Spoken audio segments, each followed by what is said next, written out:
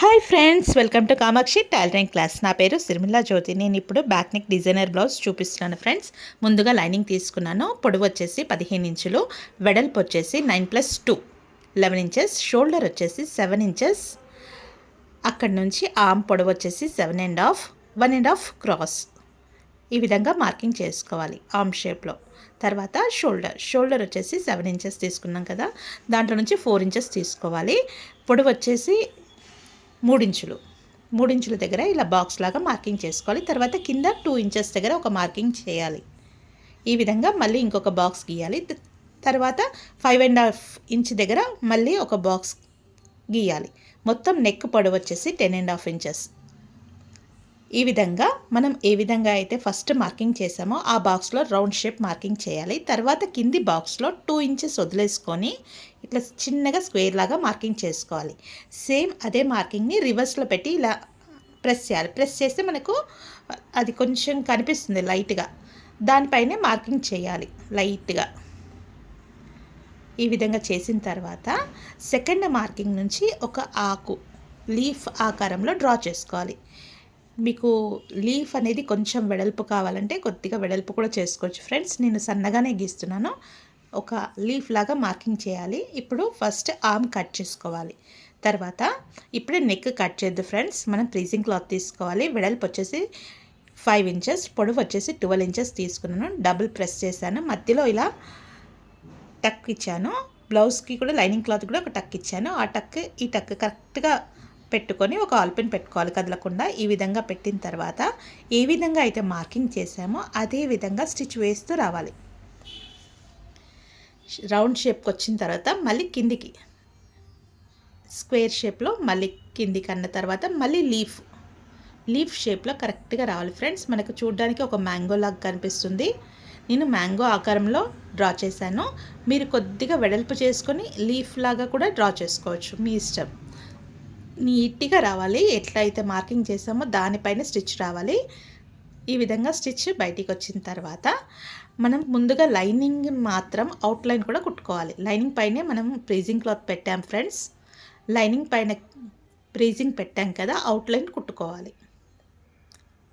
Outline కుట్టిన తర్వాత ఇప్పుడు మెయిన్ క్లాత్కి అటాచ్ చేయాలి. మెయిన్ క్లాత్ కూడా మధ్య టక్ దగ్గర కరెక్ట్గా పిన్ పెట్టేయాలి. మధ్యలో కూడా కదలకుండా ఒక పిన్ పెట్టిన తర్వాత పై లేయర్ మాత్రమే స్టిచ్ వేయాలి.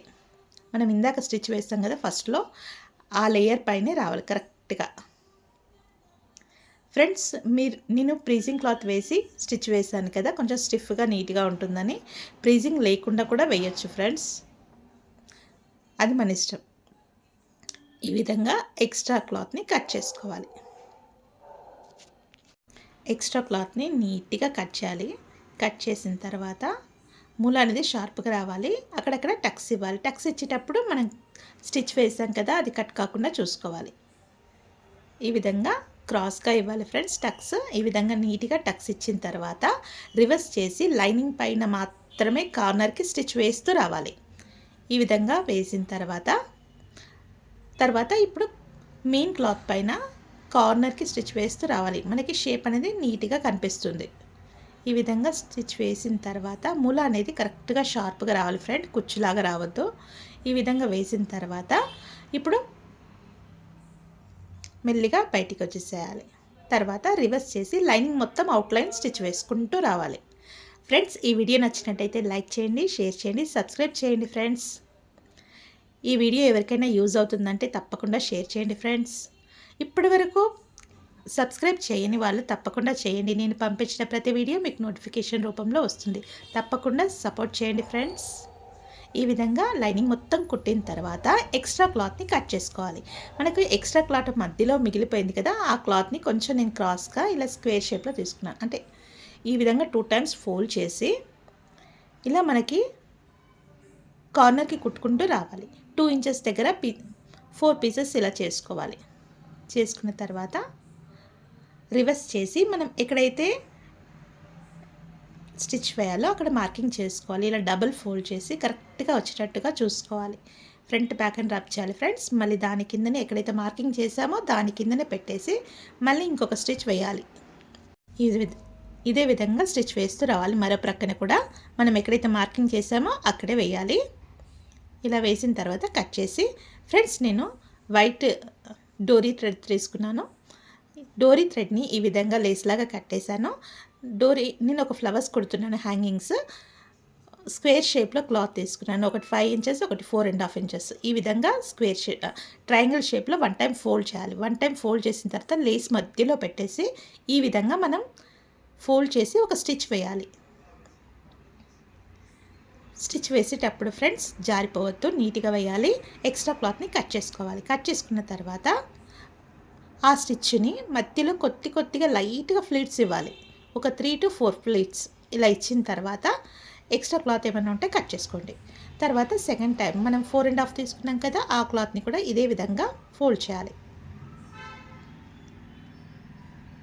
షేప్ అనేది కరెక్ట్గా రావాలి ఫ్రెండ్స్. వచ్చిన తర్వాత ఎక్స్ట్రా క్లాత్ని కట్ చేసుకోవాలి. కట్ చేసుకున్న తర్వాత సూది దారంతో ఇలా కుచ్చులాగా పెట్టాలి. పెట్టిన తర్వాత ఇట్లా దగ్గరికి అనుకున్న తర్వాత ఒకసారి రౌండ్ తిప్పాలి ఫ్రెండ్స్. రౌండ్ తిప్పిన తర్వాత ఒక 2 టైమ్స్ నాట్ వేసి కట్ చేసుకోండి. గట్టిగా తిప్పాలి ఫ్రెండ్స్. తిప్పిన తర్వాత దాన్ని రివర్స్ చేయాలి.